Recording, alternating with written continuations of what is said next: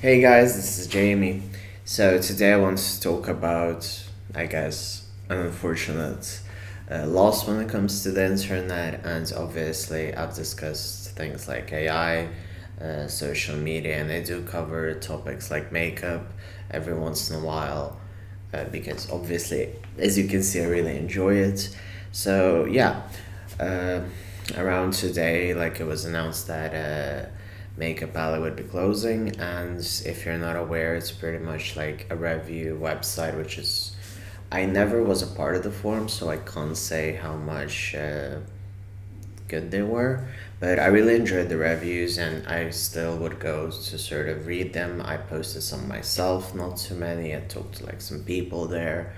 Um, but yeah, it was a very good atmosphere, and because it wasn't like such a huge website, it had proper reviews, so it didn't have an insane amount of paid reviews or sort of like when you go to apparently like American Sephora, or you go to like TikTok, sometimes YouTube, and you see people pretty much being told what to say, and obviously people need to get their check, people need to earn, but at the end of the day, like if you want a proper review, you want to hear it from someone who the product works for, or if they enjoy using it, rather than someone who swatched it for 1 second and then reviewed it.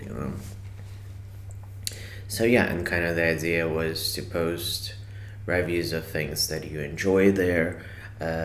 You specify like your eye color, your skin type, and now to have that taken away is quite sad. And obviously, we had around a year or two ago also the Temptalia website closed down, and obviously there's a trend of sort of makeup spaces closing down.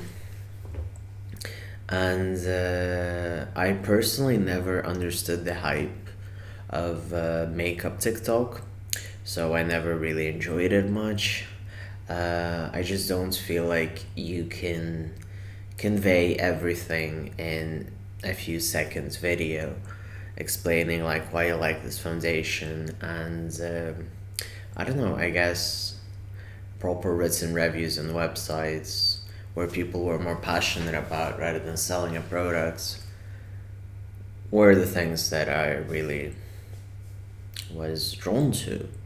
So it's quite annoying that it's gonna be closed down. And like when we look at TikTok, there's obviously a lot of influencers which have been, and I personally don't mind if it's an ad if it's properly addressed in a way. Like we've had people actually sit down and be like, yeah, I got this from PR, but I tried it, it's good, I don't mind. And for instance, you'd have that from I think it was an influencer website, but I forgot which how it's called.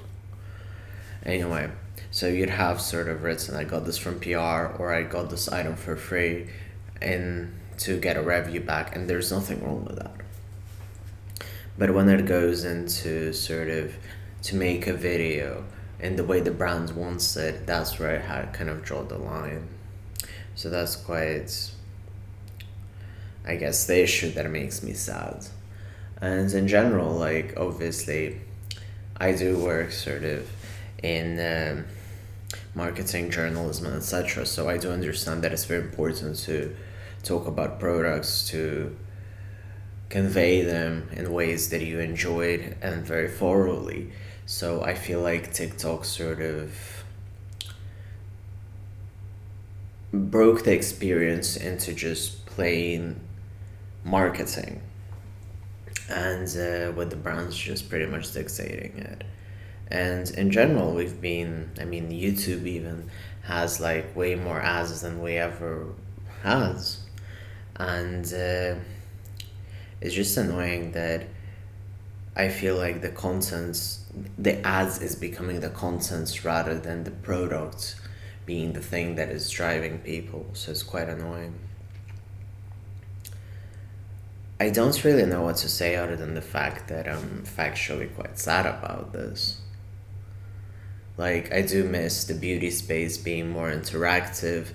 I do miss more elaborate looks. So, for instance, like, I went with like winged eyeliner today because I just miss what it used to be, the creativity. I don't want the beauty space to be this gentrified trad wife idea. And the whole idea of makeup really was to express yourself, to sometimes to be political, sometimes to be theatrical, and other things. So to narrow down the whole thing into selling a barely tinted like lip gloss or lip oil, my bad, or peptide treatment like Rhode Beauty, that's not what it should be. And like obviously we have innovation in beauty. Like I am really taken back in a good way, like about Selena Gomez doing the accessible perfume with her Rare Beauty. Or we have things like I do enjoy like Harry Styles in general, so I do welcome sort of like him doing like with sex toys and stuff, and pleasing. So I do feel like we're going some certain ways, but we still have this right ideology which is destroying things, and seeing everyone just look the same and in a way that sort of to be appealing to everyone else rather than yourself is just annoying. It's sad. It's making everyone seem like they have no brain cells to think about, and in general, like I don't know why would anyone want to be associated with a movement which is so distasteful, on top of like a bunch of like racism, hatred, and everything.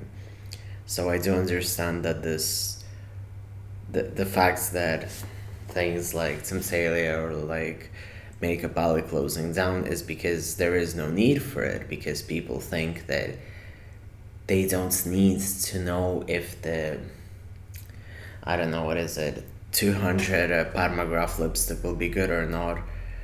Red Parmagraph for Louis Vuitton, my bad, will be good or not, because they're gonna buy it anyway, because they see the price tag, that is enough for them to buy it. It's not about the precision, it's not about the artistry of makeup, it's about the act of consuming something. And there's nothing wrong with like buying things or enjoying things, but it has to be more than just a transaction. And that is going on to reflect into everything. So just from a single website just crashing and burning, we can see that this is a proper symptom of where we're just not managing as people, really.